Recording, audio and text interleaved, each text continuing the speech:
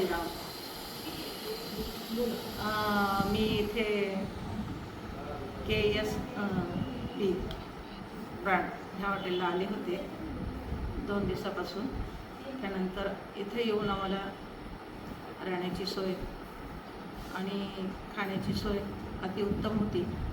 सकाळी नाश्ता अतिउत्कृष्ट आणि पोट भरून मिळत होता. पाहिजे ते देत होते. चहा, कॉफी, सुंदर असं दूध आटवलेलं.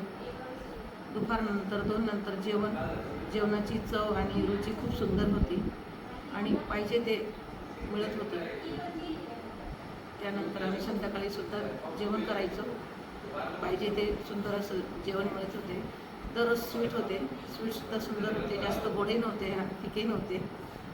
त्यानंतर इथल्या कर्मचाऱ्यांची देखभाल, बोलणे, वागणे अति उत्कृष्ट मला खूप आवडले. यानंतर आम्ही सुद्धा इथे येण्याचा प्रयत्न करू आणि ओशो साधण्यामध्ये आम्ही इथं खूप आनंद घेतला. यांचं मेडिटेशन आणि हॉल, सजावट, रंगरगोटी अति उत्कृष्ट होती.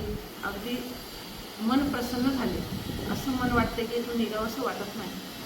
खूप आनंद आहे.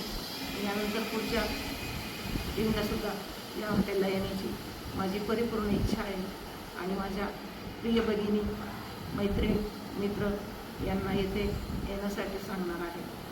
आणि सांगायचा उद्देश, काउंटरवर लेडीज आहेत, खाली किचनमध्ये सुद्धा महिला आहेत, मुली आहेत. इतका शोभा सुंदर आहे त्यांचा की शब्दाने सुद्धा दुखणार नाही. पाहिजे ते मी तर 2-2, 3-3 प्लेट सॅलड खाल्ले तरी मला खूप दिलं आहे त्यांनी, नकार दिला नाही. कारण मी दिवसभर फळं खाते, संध्याकाळी जेवण करते. पण इथं आल्यानंतर सकाळचा नाश्त्याचा स्वाद घेतला. दुपारी सॅलड जास्त खात होते आणि संध्याकाळी जेवण पण खाल्ले. असं मला वाटते मी वजन केलं की 2-3 किलो वाढलंच असेल. पण मी म्हणायची आजचे दिवस मी गोड खाऊन घेते, स्वीट उद्यापासून खाणार नाही.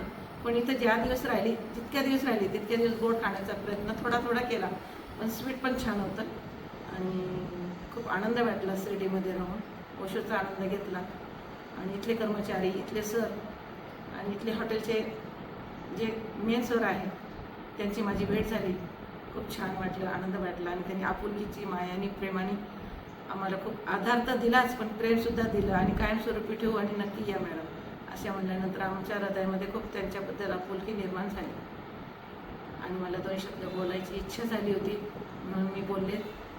शिर्डी साईबाबा. ओम साईराम.